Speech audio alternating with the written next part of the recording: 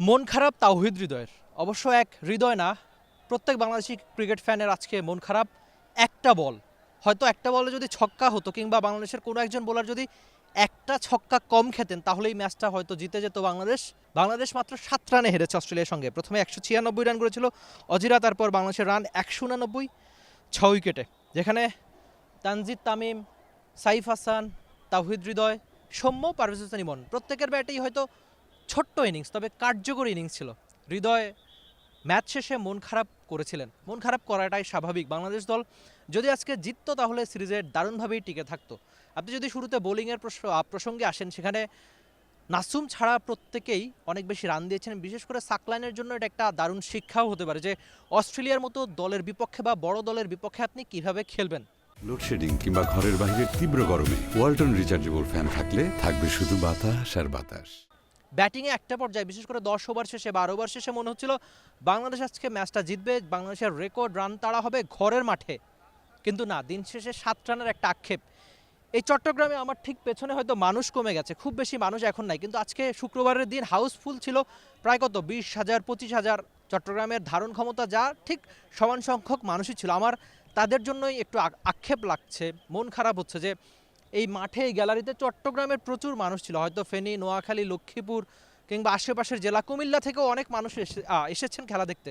দিন শেষে তারা মন খারাপ করেই বাড়ি ফিরেছেন। আর সঙ্গে আক্ষেপ, অস্ট্রেলিয়াকে প্রথমবার এই চট্টগ্রামে টি-20 ক্রিকেট হারানোর যে আক্ষেপটা। অস্ট্রেলিয়ার সঙ্গে বাংলাদেশ দল এর আগে একটাই দ্বিপাক্ষিক সিরিজ খেলেছিল। অস্ট্রেলিয়ার সঙ্গে খুব বেশি বাংলাদেশ খেলে না, কারণ এত বড় দল খুব বেশি বাংলাদেশে আসেও না। সবশেষ বা একমাত্র সিরিজ 2021 সালে যেটা মিরপুরে খেলেছিল বাংলাদেশ, সেটা 4-1 ব্যবধানে জিতেছিল, কিন্তু সেদিন স্পিনিং উইকেট ছিল। আর এখন ব্যাটিং ফ্রেন্ডলি বা স্পোর্টিং উইকেট আপনি যা খুশি বলতে পারেন, এই উইকেটে প্রচুর রান ওঠে, যেটা অস্ট্রেলিয়ানরা প্রথম ইনিংসে প্রমাণ করেছিলেন। মুস্তাফিজুর রহমান থেকে শুরু করে সাকলাইন প্রত্যেক বোলারকেই তারা চার্জ করে খেলেছিলেন, কারণ বড় রান করতেই হতো আপনাকে ম্যাচটা জিততে হলে। রান চেয়ে বাংলাদেশ 10 ওভার, 12 ওভার, 15 ওভার পর্যন্ত হয়তো ম্যাচে ছিল। বিশেষ করে পারভেজ হোসেন ইমন, সাইফ হাসান, তানজিদ তামিম দারুণ একটা শুরু এনে দিয়েছিলেন।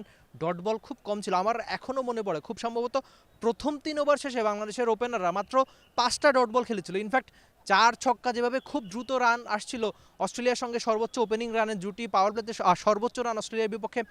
বাংলাদেশ দারুণ শুরু করেছিল, 10 ওভার শেষেও খুব ভালোভাবেই ম্যাচে ছিল টিম টাইগার্স। কিন্তু ওই যে আক্ষেপ, একটা বলের জন্য, একটা ছক্কার জন্য, বোলাররা যদি একটা বাউন্ডারি, একটা ছক্কা কম খেতেন আর বাংলাদেশের ব্যাটাররা যদি একটা ছক্কা মারতেন, তাহলেই হয়তো ম্যাচটা আজকে বাংলাদেশের হতো, আর সিরিজটা হারানোর আক্ষেপ থাকতো না টিম টাইগার্সের। এই সিরিজ শুরুর আগে 7টা সিরিজের মধ্যে একটা সিরিজ বাংলাদেশ হেরেছিল কেবল। এখন অবশ্য আরেকটা সিরিজ যুক্ত হয়েছে অস্ট্রেলিয়ার বিপক্ষে। বাংলাদেশ দলের জেতা হয় নাই, এজন্যই মাঠের 22 থেকে 25,000 মানুষের যেমন মন খারাপ, হয়তো একই রকম মন খারাপ আপনারও, নাকি? Rifat Emil, T sports, Chattogram. For more updates, subscribe to our YouTube channel and click on the bell icon. Follow us on Facebook and Instagram. Download T Sports app to enjoy exciting games and highlights. Visit tsports.com.